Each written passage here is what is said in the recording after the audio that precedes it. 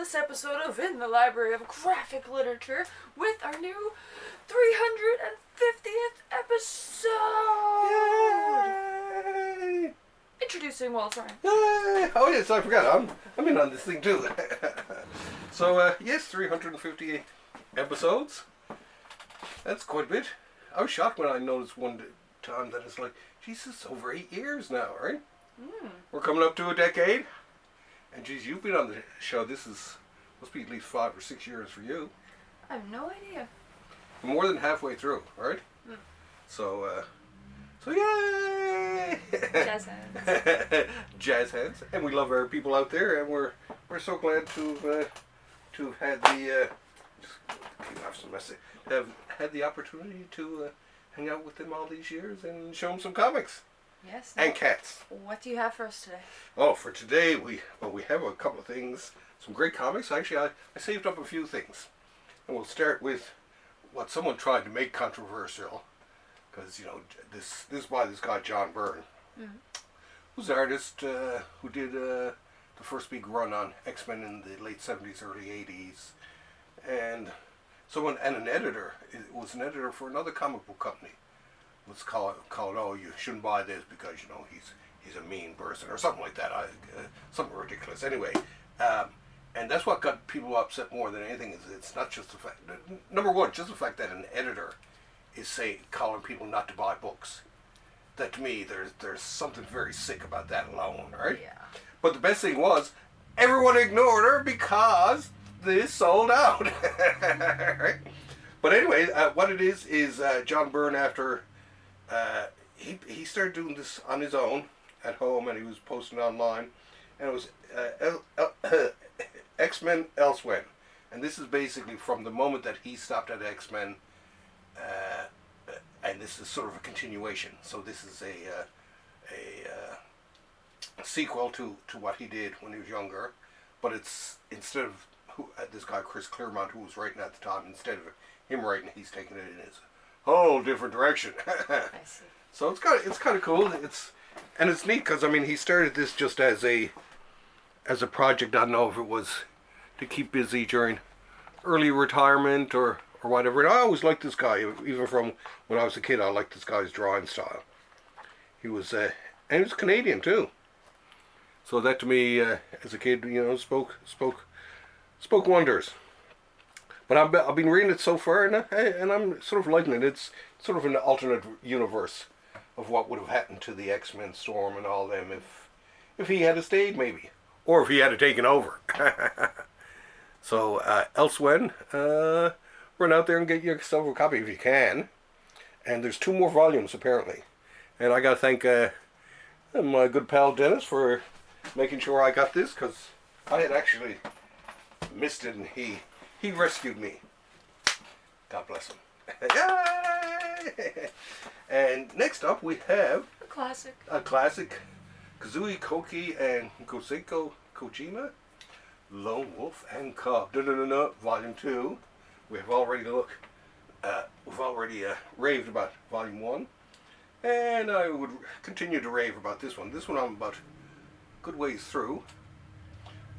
This of course is the tale of this samurai who's on the loose with his kid in tow. He's an assassin. I won't go into much detail, but I always found it fascinating, even when I was younger. It was the first real manga that was anywhere popular in North America. Now this, of course, is one of those backwards books, because this is a manga. Yeah. A manga. So we start at what for us, it's very weird to start at the back of a book and start to go in that way, but it's great line artwork. I like his. I'll just give it you. So it's unusual for manga in that it's sort of a realistic style of manga, and a lot of swordplay. And this is where I first learned about seppuku, they call it, or whatever. Oh yeah. But I loved it at the time. It was just like, for black and white, he he did a lot for black and white. I mean, the 80s was the era of black and white. It was independent comics were big and all that, so this fit in perfectly.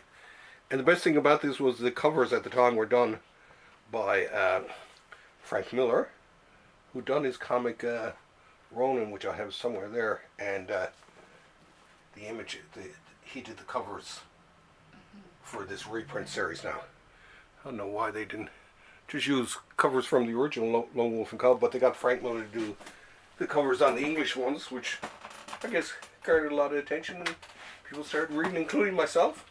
And geez, the first few issues of that were like hen's teeth to get a hold of, right? Mm. Anyway, on we go. This one is, you can read it for the folks. 5 Gears in Reverse. A criminal book. Criminal coming soon to Prime Video. So now this is the guy, you know, that new Batman, the Cape Crusader cartoon, that's sort of like continuation of the 90s one. Mm-hmm. This guy writes and is an executive producer on it. Dennis loves him. Not in a biblical sense. And I do too. Ed Brubaker, he's a great writer, and he mixes noir with everything. He's like, I got a pile of books there from him. He's done vampire noir, he's done sort of Cthulhu style noir, superhero noir, secret agent noir. He mixes them all somehow. But it's a great series, and I like the simplicity of the artwork though too. This guy Sean Phillips, who does it, he's just very. I admire an efficient use of line, shall we say. But just beautifully drawn, like even something like that. Mm-hmm. Have a look. Da-da-da-da. Definitely, highly recommend anything by these laddios. These are the folks that have inspired me, and Paul and Patrick. Hoping someday to be like them, where we'll just be doing graphic novels every year. Anyway, and I'm going to finish off the 350th episode. Actually, with an announcement for next week's, because I already have the books. It's a mind management first issue, a comic book as opposed to a book. And what was the other thing? Oh yes, and a Mobius, another addition to the Mobius library. So I'm going to be totally freaking out. In the meantime, I had 2 Conan books, Conan the King.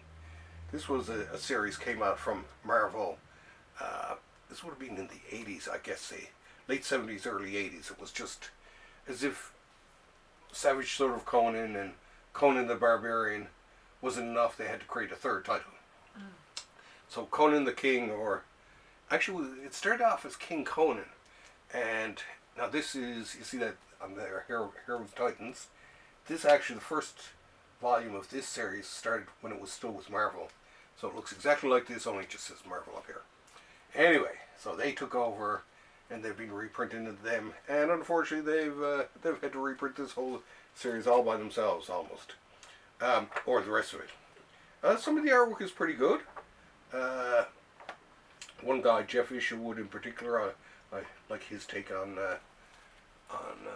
Conan, and this also involves Conan's son is involved in this. Khan, I think they call him. Now this is the more recent of the 2, and there's only three of these volumes in the whole series anyway. So this is now completed. And Conan. Oh yes, that's the other big news. Our friend who did did Primal. I can never remember his name. Anyway, Gennady Turner. I'm not even going to say because I always mispronounce his name. The same guy who did Samurai Jack and all that. He's been announced. He's doing Conan the Barbarian as a cartoon series. So imagine Primal only with Conan. Okay. So it was, when I seen it, it was just like, oh, he's perfect for this, right? So this again, I love this guy's art, by the way. The guy who did this cover, Mike Kaluta is his name. It's always one of my favorites. And there's some decent art in this. Jeff Isherwood again. some cool covers by this guy Mike Kaluta, who I like. And yeah, it's finished. I got them all collected, so I feel good about that. All right, there you go. And I guess I'm getting close. Let the people judge for themselves. Show the people. Show the people. Let them make up their minds. I mean, if you're a fan of Conan, any Conan is good Conan, right? There we go. Yeah. And yeah, so this I recommend, like I say, especially if you're a completist like myself, I had to make sure I had all of these, right? It was I just can't help myself. And now we figure there's probably at least, was it 5 or 6 more Savage Sword of Conan books that size to finish off that. And then all the Savage Swords, all the Conan that has appeared in comics more or less will have been translated into book form to love and adore. Anyway, it's a beautiful summer's night here, so we're going to go and have a cup of tea and relax. Maybe take our, oh no, too late to go out on our electric bikes, isn't it? We've both got electric now. Yes. So get out of the way. But thanks to all our fans out there who've stayed with us for 350 episodes. And thank you for being such a great host for these past, I know it's over 150 episodes, I'm pretty sure. I counted them one time, then I lost count. Yes. But a long time. What would the show be without you, right? Just be me yapping my face off, wouldn't it? Probably the same thing, just with one less person. Yeah, that's true too. Oh. And no cats. Anyway, that being said, we'll see you next week. Boo, boo, boo, boo, boo. Love you. Thanks for having us over.